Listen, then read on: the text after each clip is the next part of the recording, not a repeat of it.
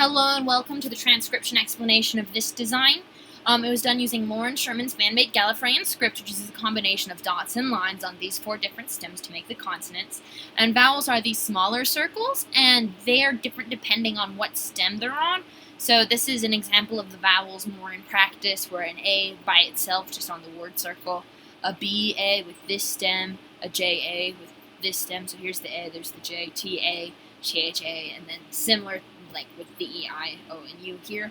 This is punctuation, and that appears once in this at the period at the end of the sentence.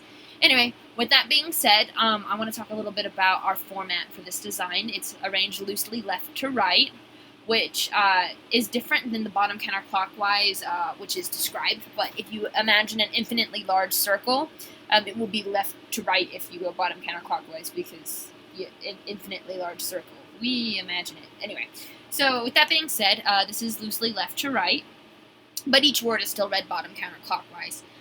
Let's go ahead and hop to going through the letter by letter of this design. So here's our first word. It's a little tiny word with just one vowel on it. So it's a smaller circle with a line going towards the center. So it is an I, because if this is like our word circle line, an I is right on it, so right on that word circle line, and it's got a line going towards the middle. So I is our first word, continuing. Here's our next word, this circle here, and the bottom of it is here, and the first stem you hit is this T stem, or a shallow divot. It's less than 50% completed, and on it there are 2 lines. These little lines here and here end on this little letter circle. So that is a W. So 2 lines on that slightly shallow divot is our W. And then here's our next letter. It is another I, just like this one. It's right on the line of the word circle, with a line radiating inwards. So W-I, continuing on. Now this is a double line. So a double line is a double letter. Since they're the same thickness, they're the same letter. And it's a circle completely inside our word circle. And it has 3 dots on it. So that's a double L. So will is our next word. Here's our next word. Here's the bottom of the word circle. And even though this one kind of approaches the middle of the sentence, the middle of the word, this one, it would be the one you read first, because this doesn't reach the middle of the word circle. So bottom going around, this is the first one you hit, and it has 3 lines on a deep divot. So here's our deep divot. So more than 50% completed with 3 lines is an F. Continuing around, here's a smaller circle, so it's a vowel, and it's inside our word circle. So if this is inside, outside, O's are inside. So O's are just hanging out inside our word circle. So O, continuing around. So even though you hit this, it's attached to this stem. So you would read here first, but it doesn't really matter. You read these 2 together. So it's a double letter again. This is the line of our stem. And there are 3 dots on it. So that makes that another double L. And then we have a vowel attached to it, and it is O, just like this O. So even though it looks like this one and then this one hits, you always read the consonant and then the vowel if the vowel's attached to the consonant. So that is an LLO. And then last but not least, we have another W, just like this one. So the lines, they can go outward, they can go inward, it doesn't really matter. Oh, and lines that pass through things don't count. So this only has 2 lines ending on it, this one passes through, this one passes through. So follow. Continuing on, here's the next word we hit. So here's our word circle. Now this is kind of confusing, this dealio in here. It is actually an O, just like this one, attached to this stem. So it's still smaller than the stem, even though it's pretty big for a vowel, especially compared to this other vowel, but it can't be anything else other than a vowel. So anyway, this is our stem of our consonant, and it is a circle on the line of the word circle. So it's like this. And there are 2 dots on it, so that is a Y. Continuing around, well, here's that O on that Y, Y-O, and then here's the U.